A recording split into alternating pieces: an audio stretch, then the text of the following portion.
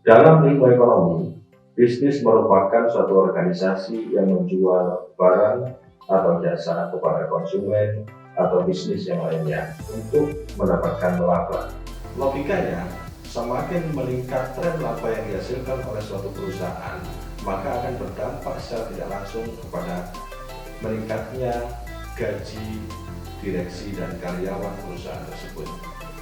Jika tren laba perusahaan tetap dan besaran gaji berada di angka yang sama, maka dapat dikatakan perusahaan tersebut pada posisi stagnan. Untuk itu perlu dilakukan evaluasi dan juga inovasi.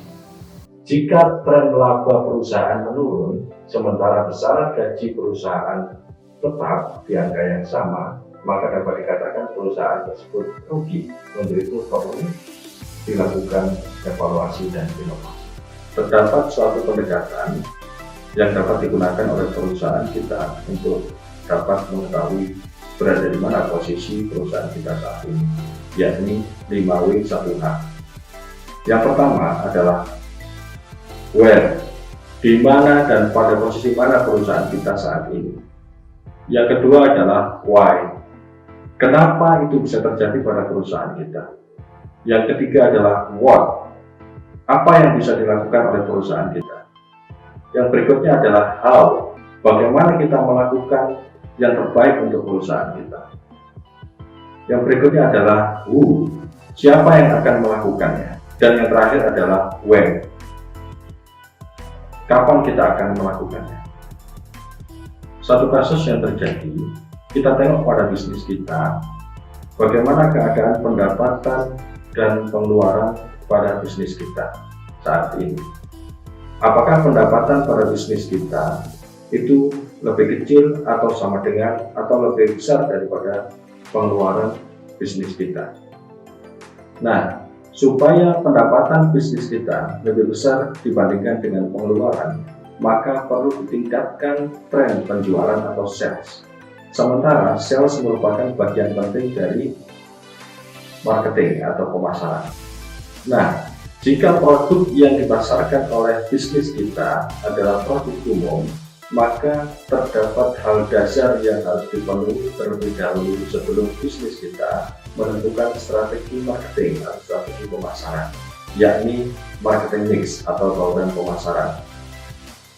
Marketing mix menjadi prasyarat penting bagi setiap bisnis sebelum mereka mengeluarkan atau menjual produk-produk mereka di pasaran, supaya bisnis atau produk-produk yang dikeluarkan di pasaran dapat berdaya saing dengan produk-produk yang lainnya.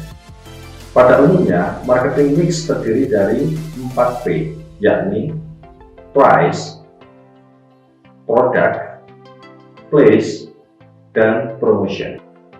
Nah, supaya kita dapat mengetahui bagaimana tipologi bisnis dan produk-produk yang kita keluarkan di pasaran, maka kita harus mengetahui masing-masing tipologi dari 4P dari marketing mix yang saya sebutkan tadi. Yang pertama adalah produk. Komparasikan produk kita dengan produk-produk kompetitor yang ada di pasaran. Yang kedua adalah price. Komparasikan harga kita dengan harga para kompetitor di pasaran. Yang ketiga adalah place. Komparasikan penempatan produk kita dengan produk-produk sejenis dari kompetitor di pasaran. Dan yang keempat adalah promotion.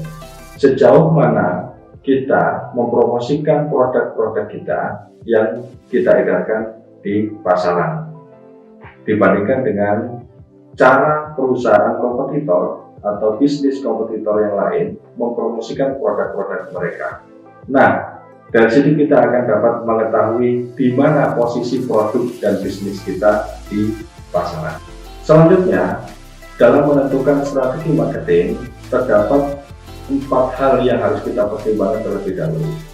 Yang pertama adalah ukur tingkat penjualan kita saat ini. Belum tentu bisnis yang dijalankan oleh kita saat ini benar-benar terukur penjualan atau sales produknya. Jangan-jangan bisnis kita belum memiliki data penjualan produk di setiap periodenya.